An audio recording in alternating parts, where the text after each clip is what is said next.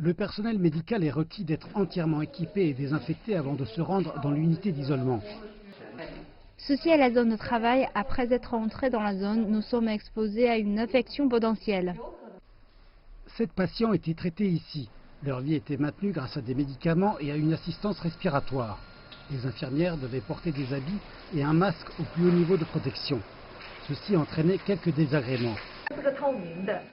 Bien que le masque est transparent, il pose des difficultés lorsque nous devons identifier la position exacte au piquet. Les communications se font au moyen de walkie-talkie. Nous avons besoin d'une connaissance complète de l'état de santé des patients. Nous avons besoin de nous assurer qu'aucun accident ne se produira et de nous occuper de leur vie quotidienne. Les infirmières mettent à jour à chaque heure les données médicales puis les collent sur la fenêtre. Il est donc plus facile pour les docteurs de les lire, même s'ils se trouvent à quelques pas de là. Le service change toutes les 4 heures.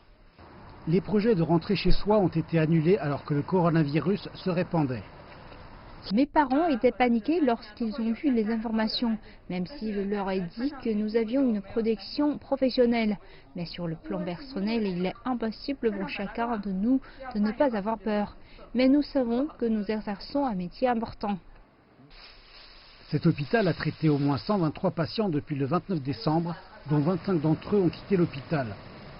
Pour cette infirmière qui ne peut se réunir avec sa famille en cette période de fête, Jiang explique qu'un message du Nouvel An de la part de son fils représente énormément.